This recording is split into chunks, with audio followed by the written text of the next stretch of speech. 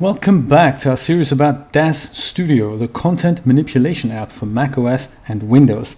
In this episode, I'm Javis Lewis, by the way, and in this episode, we're going to talk about how we can manipulate objects within our viewport. We've already talked about how to navigate the viewport, and in this episode, we're going to talk about how we can move our objects in the viewport around, and also how we can kind of manipulate the shape and size of them a little bit. And we call these the direct manipulation tools. There's also an indirect way of manipulating objects using deformers, and we're going to learn about that in a later video. For now, let's see how we can move objects around. So I've got my retro scene here with the sphere, the cone and the cube again, and at the top of this particular layout I can see 4 icons that are very important to me. There's the universal manipulator gadget here, then there's the rotate tool, there's the translate tool, and there's the scale tool. Now the first 3 here, the rotate, translate and scale tool, they are kind of all mixed together in the universal manipulator tool. And let me show you what they all do. Let's start with the translate tool first. If I select that and then either select an object in the viewport, you can, no matter what you've selected at the top, you can always select an object in the scene tab if it's unselectable in the viewport directly. You can see that this gizmo always stays the same size. So if I move in here, the gizmo never changes size. The object itself changes size, and if it gets smaller, then the gizmo appears larger in relation to the actual object, but it is always the same size. Draw on your monitor if you don't believe me. You can have a look there. Now the translate tool allows us to move the object in each axis, and we do that by hovering over any of these little arrows here until they turn yellow, and then we left click and drag, and that'll move the object along that axis. Works in X, Y and Z direction. And if you ever did something that you wish you hadn't done, just press Ctrl Z or Command Z on the Mac, and then it'll just undo whatever you did there. Now these arrows, they, as I said, move these things along an axis, but there's also these little gray triangles here, and they happen to be at the intersection of each of these arrows. And if we left click and drag on one of those, and that means we move our object along that plane. So basically the intersection of those 2 axes, or anything except for the 3rd axis, if you know what I mean. Blender does this by allowing you to press Shift and the axis followed by that motion, and then you basically move the object along a plane. So that works with every plane. So this is kind of the plane on the bottom plane, and this allows me to bring the object more forward or further backwards. And this is basically forwards and backwards along that axis there. That's how you translate objects. So translate means move the object in 3D space, basically from one space to another. You can also rotate the object, and we have that with the rotate tool. The rotate tool is kind of special because it allows you to rotate the object along either axis. Also notice that it is where it is actually rotated here. It is not rotated in the middle of the cube, but at the bottom center. And that is because that's where that object has its pivot point or its origin point. We're going to talk about that more in a later video and how to manipulate that and how to change that to a different position. Usually objects in DAZ 3D have that at the bottom center, so that with characters the origin point is not in the head, it is at the bottom, in the middle, at the bottom of their feet. That makes it easy for them to be placed around the scene. The rotate tool is kind of special in that it also has something kind of interesting in the middle here that's not quite showing up, only when I hover over it. You see that little yellow circle here? When I left click and drag while that circle is displayed, then I can move the object around all axes. So that's kind of an interesting thing to randomly position the object. It doesn't allow for precise control, I must say, but it does indeed work. So, you know, it's something to be aware of, that that option exists. The next one we're going to look at is the scale tool. And that's kind of interesting in that it allows you to scale the whole object uniformly by using this little jobby in the middle here, the white blob. That doesn't quite light up, which is a bit of a shame. So that's not supposed to happen. It is really difficult to do that with the scale tool here. I think I've just about managed to do it. It's really fiddly to do it. When you just move one pixel further to the left or right, you will light up one of these red, green or blue cubes here at the end. And so, you know, see if we can do it. I just had it there. This is it. So if I left click and drag onto the cube in the middle, I'm getting a uniform scale up or down, so making the object larger or smaller. Whereas when I use any of these other little things, I'm scaling the object along that axis, so I can make it, you know, flat and thin if I wanted to. It looks like a tombstone now. Very interesting. Built from a primitive directly within DAZ Studio, so very interesting. The final tool I'm going to show you is the universal manipulator tool, and that's interesting in that it combines all the previous tools, and that's why this looks so kind of spectacularly difficult.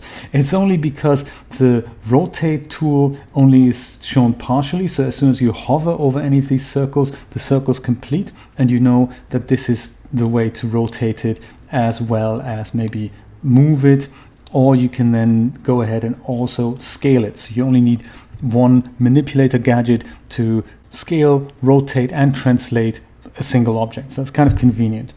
This is the one I tend to use because it makes it very easy to just not having to switch between tools. But sometimes if you don't want one particular mode of manipulation while you're working with stuff, choose any of the others. They're all there and they all have shortcut keys attached to it. So if you hover over it, you'll find out what they are. Now, while we were moving and scaling our objects around here, look what I've done with the rotation thing. No matter how screwy I twist my object, the manipulator gadget always seems to point in the same direction. So I can now still move it back and forth along the Z-axis here without that moving along the Z-axis of the actual object, because that in relation to the object has now changed. And that's because we can choose what this manipulator gadget actually looks at, the object's coordinates or the world's coordinates. And that's an interesting concept, and let's look at that closer. We can't actually see what we're doing here because there's a special pane that we need to open to have a look at that, and that is the tool settings pane. It's a very, very important pane, very often overlooked. We can open it from window, panes, tabs. This is all in alphabetical order, by the way. On the bottom here, tool settings. That's a very important little palette. I'm going to dock it on the left-hand side here, and I'm going to open it. So what this does, I might as well just move that a little bit in here. At the very top here, this is a very important menu. It says here, use world coordinates. And this is the active tool over here. I can also change that from here. Changing it from here is the same as changing it up here in the little toolbar. So that's the one we're currently using, the universal manipulator tool here. So under here, the use world coordinates. That means this manipulator gadget will always point in the coordinates of our world, which hopefully will never change otherwise we're in big trouble.